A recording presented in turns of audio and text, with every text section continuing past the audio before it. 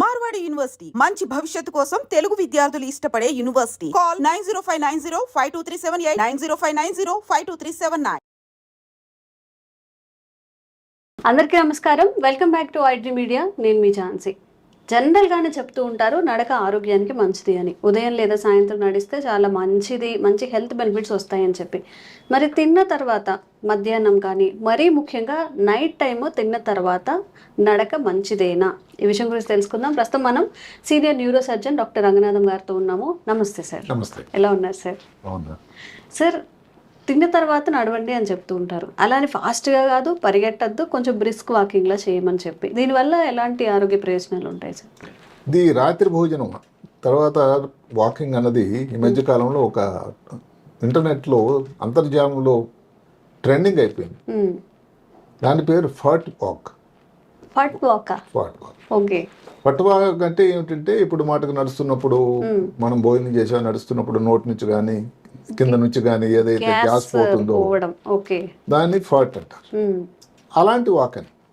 సరే, అలా రావడం కోసం వాక్ చేస్తున్నారా? అంటే అది రావడం వల్ల దాని ఉపయోగం ఉందని వీళ్ళు చెప్తున్నారు. అంటే భోజనం చేశారు రాత్రి.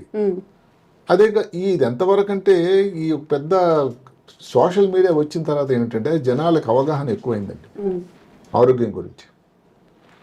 అలాగే డైట్ కానీ తర్వాత వ్యాయామం గురించి కానీ చాలా చాలా అవగాహన పెరిగింది. కొన్నాళ్ళ క్రితం భారతదేశంలో ఆరోగ్య ప్రమాణాలు పెరగడానికి కారణం ఏదని చెప్తున్నప్పుడు సరే యాంటీబయాటిక్స్ వచ్చాయి, వ్యాక్సిన్స్ వచ్చాయి, సరే శుభ్రమైనటువంటి వాటర్ వచ్చింది, నీరు వచ్చింది. అన్నిటికంటే ప్రజలలో ఆరోగ్యం మీద భోజనం మీద అవగాహన పెరిగింది.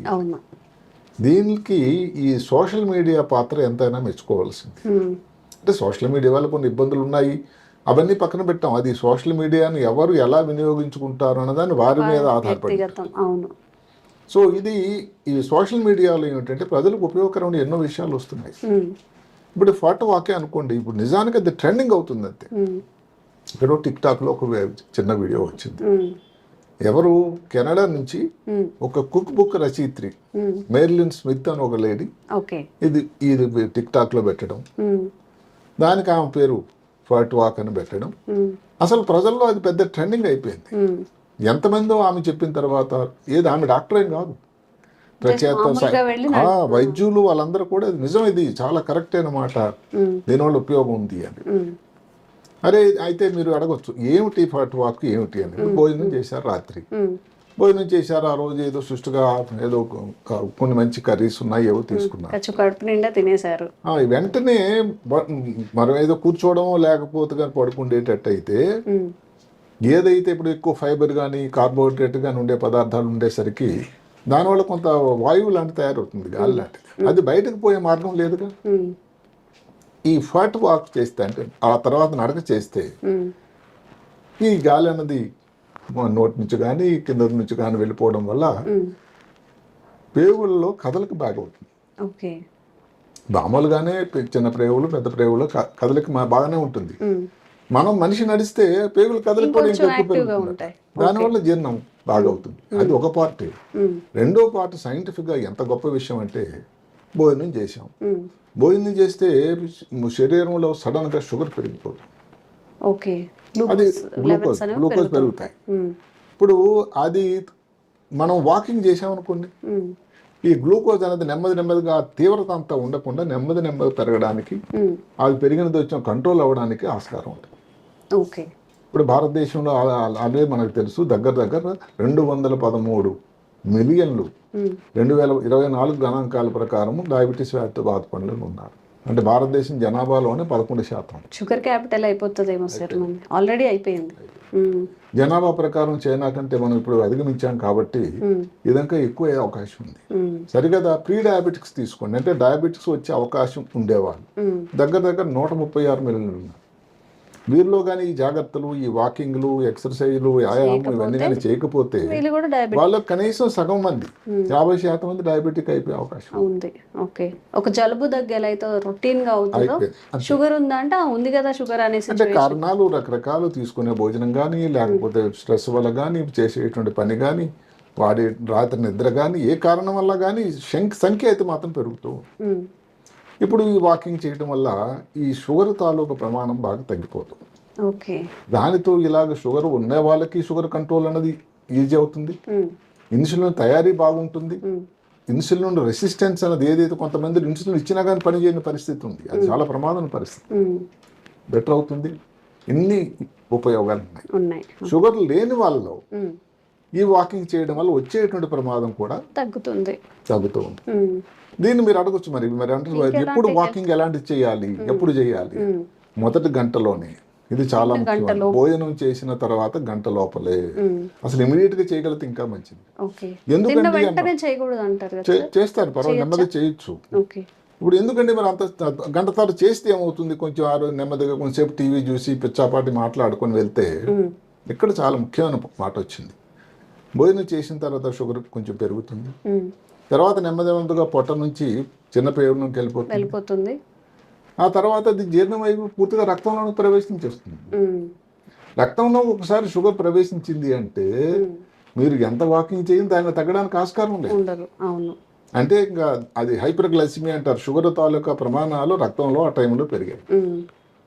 అందువల్ల ఎప్పుడన్నా కానీ పర్టికులర్గా 45 సంవత్సరాలు పెద్ద వయసు ఉన్నవాళ్ళు, లేకపోతే ఎవరైనా భారీకాయ ఉన్నవాళ్ళు, ఇంటిలో ఎవరైనా కానీ ఒక తల్లిదండ్రులకు కానీ ఎవరైనా తోడి చెల్లెలు అన్నదమ్ములకు కానీ ఎవరికైనా షుగర్ ఉండేవాళ్ళు, వీళ్ళందరికీ ఏంటంటే షుగర్ వ్యాధి వచ్చే అవకాశం ఒకటి ఉంది.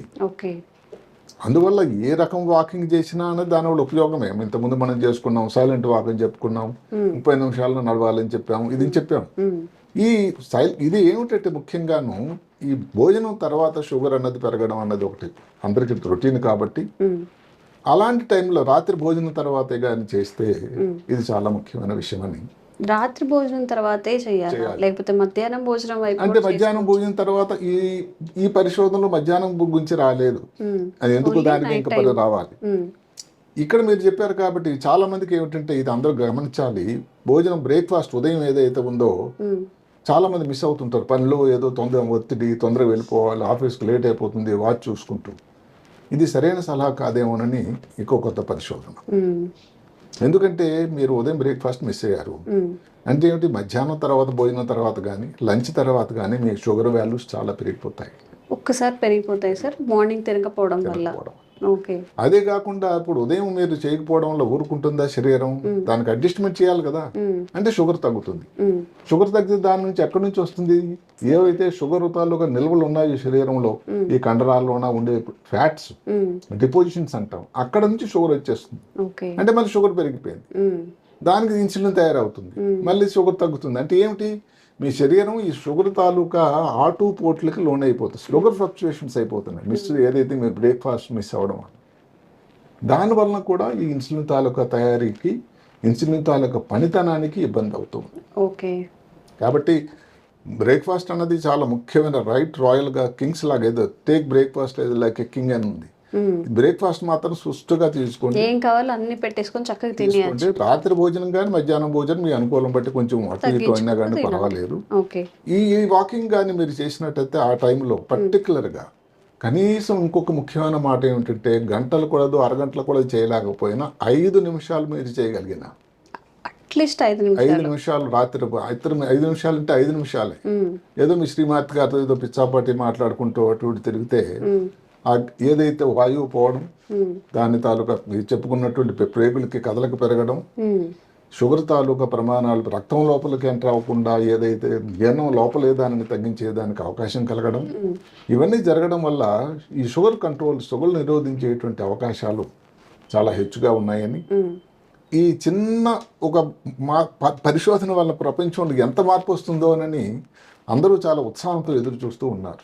వాకింగ్ అనేది ఎప్పటి నుంచో నిరంతర ప్రక్రియ చేస్తూనే ఉన్నారు. దాని బెనిఫిట్స్ ఇప్పుడు ఎలా ఉంటాయి, ఇప్పుడు పర్టికులర్ రాత్రి భోజనం తర్వాత అని దానికి ప్రమాణాలతో, దానికి ప్రూఫ్ తో, ఈ కారణాల వల్ల చేస్తే బెటర్ అని చెప్పడం వల్ల ఇది ప్రజల్లో చాలా హత్తుకుపోయింది. ఏ సమయంలో మ్యాలిన్ స్మిత్ గారు దాని పేరును పెట్టి దాన్ని విడుదల చేశారో గానీ ఇదంతా ఫాట్ వాక్, అది పెద్ద ట్రెండింగ్ అయిపోయింది. మనకి ఏదైనా గమ్మత్తుగా చెప్పాలి, నార్మల్గా వాక్ చేయమంటే చేయరు, ఫాట్ వాక్ అంటే ఏంటి, ఇప్పుడు ఫర్టింగ్ అవుతుందా మనం వాక్ చేస్తే అన్నట్టుగా కూడా ట్రై చేస్తాం. దానికి ఇంకా కొంచెం ముదుగా చెప్తే రఫ్గాను, ఇప్పుడు ఎక్కడో బస్సులో నిలుస్తున్నారు, మెట్రోలో ఉన్నారు, మధ్య దీంట్లో ఎక్కడైనా ఉన్నారు, అప్పుడు వాయువు దానంతరం వెళ్ళిపోతుంది, దాని గురించి పెద్ద విచారపడకండి అని చెప్తూ ఉన్నారు. అదొక న్యాచురల్, ప్రతి వ్యక్తికి అది పెద్ద అనుకోవడానికి ఏం లేదు అది. అయితే రాత్రి సమయంలో చేసేటట్టయితే కదలిక అయి తెల్లవారేసరికి జీర్ణం అనేది సరిగ్గా జరిగి, ఇంకొకటి ఏమిటి, వృద్ధాప్యం అన్నలో వచ్చేటువంటి ఇబ్బందులు రాకుండా దూరం అవుతాయి. లాంగివిటీ పెరుగుతూ ఉంటుంది, ఆరోగ్యంగా ఉంటారు మీరు. ఏదైతే one Apple keep the doctors అవి ఎలాగా ఈ చిన్నది చేసినట్టయితే మీరు డాక్టర్ సందర్శించాల్సిన సన్నివేశాలు, అవకాశాలు, పర్సంటేజ్లు చాలా తగ్గిపోతాయట. అంటే ఇన్ని ఉపయోగాలు ఉండేటువంటి ఒక చిన్న పని అది కొన్ని నిమిషాలు చేసిన మీరు ఒకవేళ కానీ 20 నిమిషాలు అరగంట కానీ చేయగలిగితే చాలా చాలా ఉపయోగం ఉంటుందని చెప్తూ ఉంది. ఇంకా దాని గురించి వివరాలు చాలా వరకు రావాలి. కానీ వచ్చిన ప్రస్తుతం ఉన్న దగ్గర ఉన్నటువంటి పూర్తిగా ఇంటర్నెట్ ప్రతి పేపర్లో, ప్రతి మీడియా దీంట్లో కూడా ఇది పెద్ద గగ్గోలు పెడుతూ అంతర్జాలం అంతా ఫట్ వాక్మయం అయిపోయింది. ఓకే, సో డాక్టర్ గారు చెప్పినట్టు అట్లీస్ట్ ఒక 5 నిమిషాలు కేటాయించినా కానీ చిన్న ప్రేమలో కదలిక ఎక్కువగా ఉంటుందంటే దానివల్ల మనకి చాలా హెల్త్ బెనిఫిట్స్ ఉంటాయంట. మన ఆరోగ్యం కోసం మనం 5 నిమిషాలు కూడా కేటాయించుకోలేము అంటే అప్ టు యూ, మీ ఆరోగ్యాన్ని మీద మీకు ఎంత శ్రద్ధ ఉందో అది మీరే ఆలోచించుకోవాలి. సో ఇలా వాక్ చేయండి. ఎలా అనిపించింది మీకు? ఎలా వాకింగ్ చేసిన తర్వాత ఎలాంటి రిజల్ట్స్ ఉన్నాయో కామెంట్స్ రూపంలో తెలియజేయండి. ఇంకోటి ఏమిటంటే ఈ వాకింగ్ ఏమిటంటే ఖర్చు లేనిది, ఏ సమయంలోనైనా చేయొచ్చు, చాలా ఈజీగా చేయొచ్చు. రాత్రి వాకింగ్ అన్నది ఇంకేమిటంటే ఉదయం అంటే నాకు టైం ఉండదండి, ఆఫీస్కి వెళ్ళిపోవాలంటాం. మధ్యాహ్నం అయితే ఆఫీస్లో చాలా మీటింగ్లు ఉన్నాయి, వర్క్ చేయలేమా, పని అక్కడ వాకింగ్ టైం లేదంటాం. ఇప్పుడు రాత్రి భోజనం ఇంటి దగ్గర ఉండే సమయంలో కూడా చేయడానికి కష్టం లేదు కదండి. ఈ విధంగా కూడా రాత్రి ఏదైతే భోజనం తర్వాత అది కూడా మీరు వచ్చి రిలాక్స్ అయ్యి భోజనం చేసిన తర్వాతే చేయండి. అది చేసినట్టయితే ఇన్ని ఉపయోగాలు ఉన్నాయి. అంటే మీకు ఇది ఒక పెద్ద గొప్ప అప్రసాదంగా వచ్చినటువంటి అదృష్టం ఇది. సో దీన్ని వినియోగించుకోండి, అందరు కూడా దీనివల్ల ఉపయోగం ఉంటుంది. కలిసి మీరు ఇంటి అందరూ కూడా కలిసి చేయొచ్చు. దీనివల్ల ఏం ఖర్చు లేనిది, జిమ్కి వెళ్ళక్కర్లేదు, చాలా ఈజీగా చాలా ఫ్రీగా ఉండొచ్చు, చాలా ఆరోగ్యం కూడా ఉండడానికి దోహదకారం. అదే కాకుండా ఇది 24 గంటల్లో కానీ షుగర్ తాలూకు ఏది రాత్రి వాకింగ్ చేయడం వల్ల నియంత్రణ అనేది చాలా బాగుంటుంది. ఎంతోమంది ఎండోక్రైనాలజిస్ట్ దాన్ని చెప్పారు.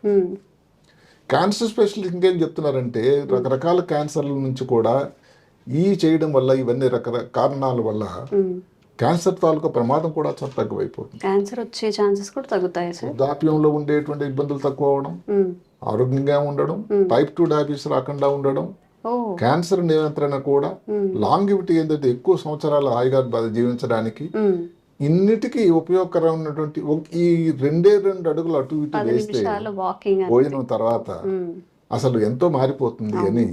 అంటే ఎంతమంది మనం తప్పులు చెప్పడానికి అవకాశం లేదు. అంతేకాకుండా సైన్స్ ప్రకారం ప్రమాణికాలు వాళ్ళ దగ్గర చెప్తున్నారు కాబట్టి అందరూ తప్పకుండా ఈవేళ నుంచే పాటించండి. ఇది మీ అందరికి ఉపయోగకరం. Thank you sir. నమస్తే. Sir, one life lesson what medicine has taught you. Whatever you can do without expecting. But I really believe మన పాజిటివ్ యాటిట్యూడ్ ఉంటేనే మనం ఏదైనా సాధించగలం. గట్ని మనం కరెక్ట్ గా డీల్ చేసినట్లయితే అది మనకి పాజిటివ్ హార్మోన్స్ ని రిలీజ్ చేస్తుంది. షుగర్ వచ్చిన వాళ్ళ పరిస్థితి ఏంటి? పొట్ట దగ్గర పెరిగితే దాన్ని ఆండ్రాయిడ్ అంటారు, ఆండ్రాయిడ్ ఫోన్ కదా. అసలు థాట్స్ ఎందుకు వస్తాయి? బ్రెయిన్ డెడ్ అంటే దానికి ప్రపంచం అంతా కూడా కొన్ని నిర్దిష్టమైనటువంటి లక్షణాలు. మానసికంగా ధైర్యంగా ఉంటే క్యాన్సర్ జయించవచ్చు. You are a doctor for a cause sir, అంతే. వాళ్ళకి వచ్చిన ఆదాయం కాకుండా ఫ్రీ సర్వీస్ ఎంతమందికో చేస్తుంది.